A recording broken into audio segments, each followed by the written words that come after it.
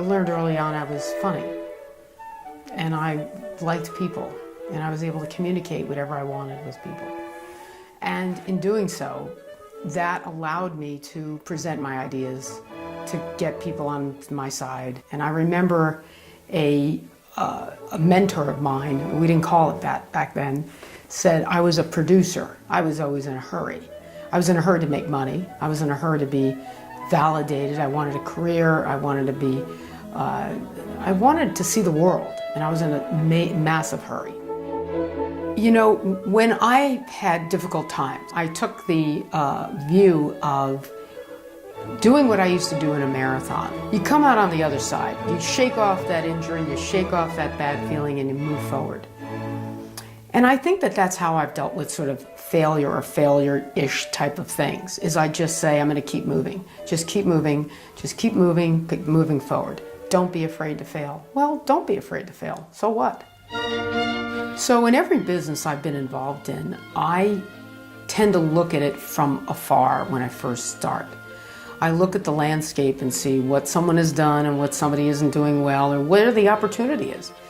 Most people would say that's just a good business opportunity.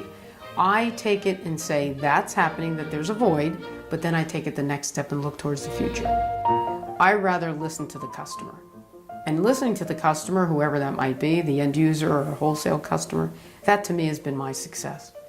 And my rule of thumb is if 3 customers say the same thing, that's what I'm giving them. And then I can build a business on that. I think when I turned 45 and I reached every dream I ever had, that to me was the epitome. But I was 45.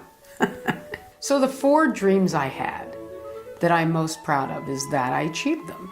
I started a magazine publishing company. I converted it into an internet company when it was early days. I traveled the world. I traveled to 40 countries. I did business in 40 countries, face-to-face business with companies. I learned an enormous amount, and then I sold it for a good amount of money. And I remember thinking, wow, okay, now what? It's not one achievement. It is a series of achievements of basically saying, I can do whatever I want. And that to me is the most, that to me is a lifelong dream, is to be able to have the freedom to do that. When I was younger and we didn't have any money, I didn't feel free. We felt obligated to everybody around. So I think success when I was growing up was about someone who made a lot of money and was a movie star or a big, business titan or some famous person. That was success. The true measurement of success is what do you do with the success, and more importantly, perhaps, what do you do with money?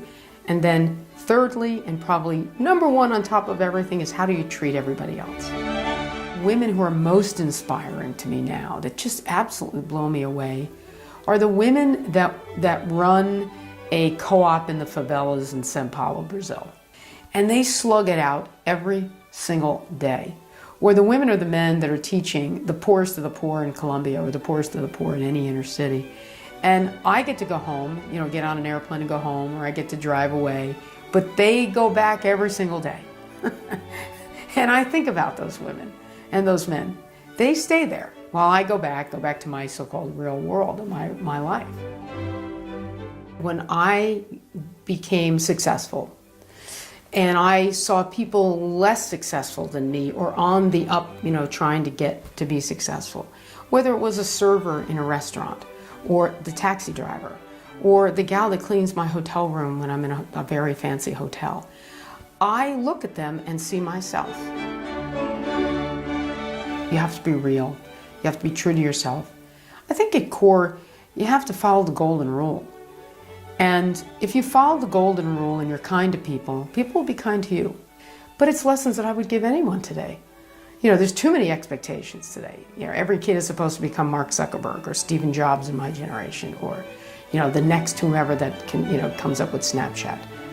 But life is a journey, as we all say, and just because you did something one day doesn't mean you can't do something else. But to me, the next chapter is about imparting a lot of the knowledge, but also being part of the world and, just getting in there with young people and technology and what's the latest. I would like to keep learning and keep participating, keep contributing. You don't have to be an optimist and being Pollyanna. You have to be a realist, but an optimist. You have to be can-do. It's like that old Army commercial, be the best you can be. Be the absolute best who's the best you can be? We all know that we can be better. We all do.